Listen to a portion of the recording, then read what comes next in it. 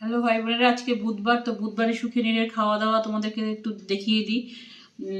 মাছের ঝোল হয়েছে কালো জিরে ফোড়ন দিয়ে, কাঁচা লঙ্কা দিয়ে।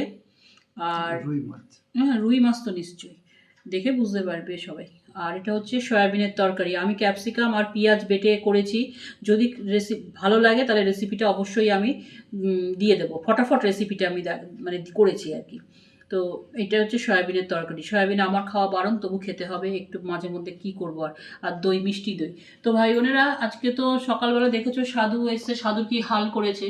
তো সাধুর জন্য আমার আজকে 11:30টার সময় রান্না বসিয়েছি। আর আমার এমনি খেতে খেতে 5টা হয়, কারণ এভরি কাজ আমরা নিজেরা, মানে প্রতিটা কাজই নিজেরা করে নিই।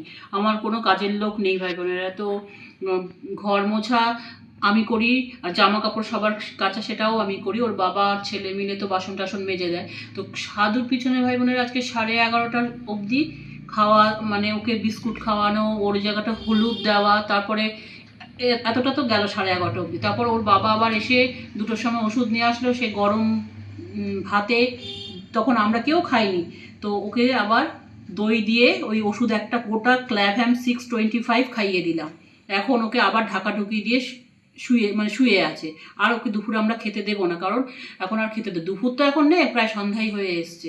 তো আমার এরকমই হয়, আমি কি জানি, আমি যদি, আমার ঈশ্বরও কিন্তু 5টার সময় খায় ভাই বোনেরা। ওই সকালবেলা সবাই 7টা 10টা, আমি কি জানি, আমি যদি মানে পশু সেবা করি তো আমি ঈশ্বরকে সেখান থেকেই পেয়ে যাব।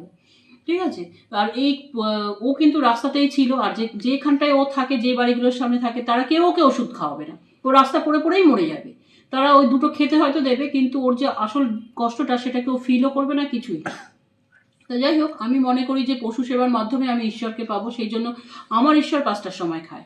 তাতে আমার কোনো খারাপ কিছু লাগে না। ওই অনেকে বলে যে বাবা এত দেরি হয়, হোক, আমি একটা জানি, আমি নিজের কাজ নিজে করে নেবো, যতদিন আমার শরীর দেবে। আমরা 3জন, এটাই আমাদের ডিসিশন। তো যাই হোক ভাই বোনেরা, তোমরা প্রার্থনা করো সাধু যেন ভালো থাকে, আর তাড়াতাড়ি যেন সুস্থ হয়ে যায় সাধু। ঠিক আছে। ওকে আজকে ঢেকে দিয়েছি, আজকে আর আমার ইচ্ছা নেই ওকে বাইরে যেতে দেওয়া। ও তো পাঁচিল টপকাতেই পারবে না, প্রচুর এতটার মতন খুবলে দিয়েছে, মাংস সাদা বার করে দিয়েছে, তোমরা সামনাসামনি না দেখলে বুঝবে না। তো যাই হোক ভাই বোনেরা, আমি জানি পশু সেবা করলে ঈশ্বরকে পাওয়া যায়। তাতে আমি সন্ধ্যার সময় 5টা খাই, 6টায় খাই, আমার ঠাকুরও সেই সময় খাবে। যাই হোক, আজকের ভিডিওটা ভালো লাগলে অবশ্যই লাইক চিহ্ন দেবে, সাবস্ক্রাইব করে আমার পাশে থাকবে। তোমরা সাবস্ক্রাইব করলেই আমি এগোতে পারবো। তো রাখলাম, ভালো থাকবে, সাবধানে থাকবে।